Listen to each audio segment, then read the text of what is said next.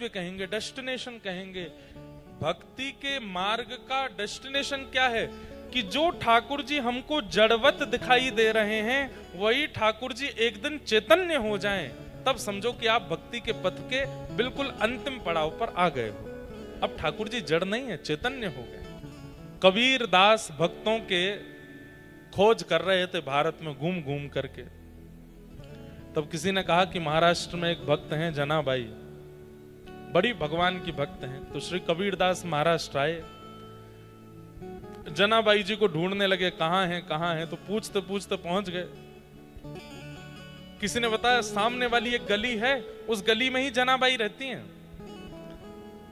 कबीरदास जैसे ही वहां पहुंचे तो क्या देखा, पूरा इलाका इकट्ठा हुआ है और दो माताएं आपस में लड़ रही हैं, झगड़ रही हैं, बुरी तरह एक दूसरे को सुना रही हैं। कबीरदास बोले भैया क्या हो रहा है? बोले एक बहन जी ने दूसरी बहन जी के घर से गोबर के उपले चुरा लिए हैं, इसलिए आपस में लड़ाई हो रही है कि तूने मेरे घर के उपले क्यों चुरा दिए। उपले समझते हैं? हमारे यहां व्रज में उसको बोलते हैं गोबर का कंडा। क्या बोलते हैं?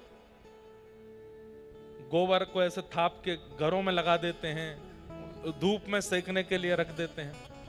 बोले आपस में इसलिए लड़ रही हैं कि एक कह रही है कि तूने मेरे घर से गोबर के उपले चुरा लिए हैं। तो कबीरदास जोर से हंसने लगे, बोले भाई उपले की क्या रकम होती है, गोबर के कंडे की कोई रकम नहीं होती, कोई उठा भी ले जाए तो उस पर इतना विवाद तो नहीं करना चाहिए। कौन है ये लोग? बोले एक तो वो है फलाना नाम बता, और दूसरे बोले ये परम भक्ता जनाबाई है। कबीरदास बोले ये जनाबाई है? बोला हाँ। बोले मैं तो इनके दर्शन करने उत्तर भारत से आया हूं, ये सोचकर कि परम भक्त हैं, पर ऐसी परम भक्त जो गोबर के कंडे के लिए लड़ाई कर रही है, ये जनाबाई है। कबीरदास बोले पूरी मेहनत मेरी खराब हो गई, मुझे नहीं आना चाहिए था। अरे इतने विवादित भक्त से थोड़ी मिलना था मुझे। भक्तों का स्वरूप तो ऐसा होता है, वो शांत होते हैं, सौम्य होते हैं, प्रसन्न रहते हैं, आनंद में रहते हैं। लेकिन फिर भी कबीरदास जी ने कहा इतनी दूर आए हैं तो इनकी भक्ति ढूंढ के तो जाएं, इनमें भक्ति है कैसी। तो श्री कबीरदास जी जनाबाई के पास जाके बोले भाई अरे कितने कंडे चुरा लिए उसने आपके? बोले मेरे कम से कम 5 कंडे इसने चुरा लिए हैं।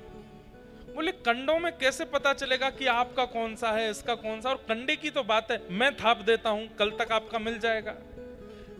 जनाबाई बोली नहीं नहीं नहीं, मुझे किसी और के हाथ के थपे हुए नहीं चाहिए और इसके 5 भी नहीं चाहिए, मेरे वाले ही चाहिए। कबीरदास बोले आपके वालों की पहचान है कोई? बोले हाँ। आप कंडों कान से लगा करके देखो, जिनसे कोई आवाज ना आवे वो इसके हैं, और जिनसे विट्ठल विट्ठल विट्ठल विट्ठल आवाज आवे वो मेरे हैं।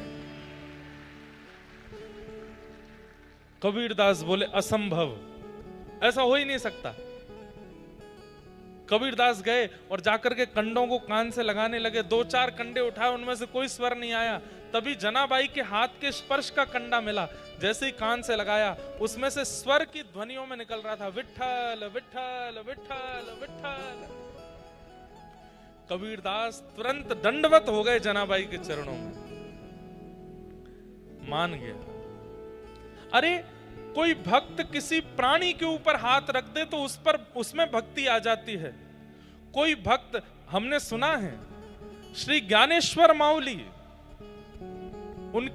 उनकी बहन, उनके भाई ज्ञानेश्वर माउली इतने पराक्रमी हुए, वे किसी जानवर पर भी हाथ रख देते थे।